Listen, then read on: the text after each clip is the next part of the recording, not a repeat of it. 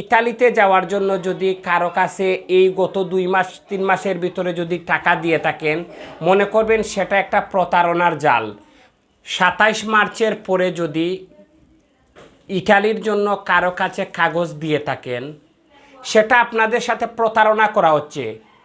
গত 27 মার্চের পরে ইটালিতে নতুন করে নুলস্তার জন্য কোনো ধরনের অ্যাপ্লাই করা হয়নি। তবে 27 মার্চের যে অ্যাপ্লাই যারা করেছিলেন তাদের কিন্তু অনেকের নুলস্তা এখনও বের হচ্ছে এবং আগামীতেও বের হবে। কিন্তু এবছর আর নতুন করে ইটালিতে কোনো ধরনের নুলস্তা বের হওয়ার জন্য কাগজপত্র জমা দেওয়া যাবে না।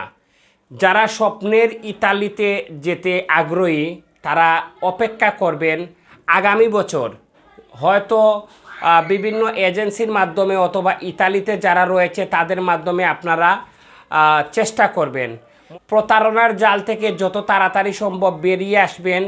মনে রাখবেন, ইতালিতে যারা অবস্থান করছেন তাদের সাথে যোগাযোগ করে কিভাবে আপনারা নতুন করে অ্যাপ্লাই করতে হবে, কিভাবে আপনারা ইতালিতে যাওয়ার প্রসেসিং করতে হবে সেই বিষয়ে, এবং তাদের সাথে যদি কোনো টাকা লেনদেন করেন হয়তো সেটা আপনার বৃথা হবে না, আজ হয় কাল হয় সেটা, এবং এটা রিয়েলভাবে হয়তো তারা জমা দেওয়ার চেষ্টা করবে। কিন্তু আমি সকল এজেন্সি যে প্রতারণা করবে সেই বিষয়ে বলবো না।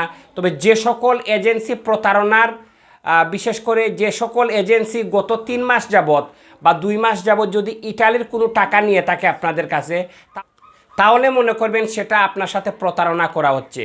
তাই এসব প্রতারণা থেকে আপনারা বেরিয়ে আসতে হবে। অনেক অনেক এজেন্সি বিশ্বের উন্নত দেশ, লন্ডন আমেরিকা পরে যদি বিশ্বের সেরা 5টি দেশ থাকে তার মধ্যে স্বপ্নের ইতালি যাওয়ার জন্য অনেকেই প্রতিনিয়ত চেষ্টা চালিয়ে যাচ্ছেন। অনেকে লিবিয়া হয়ে নদীপথে যাওয়ার পথে অনেকেই নদীপথে মারা গিয়েছেন এবং অনেকে জঙ্গলে মারা গিয়েছেন।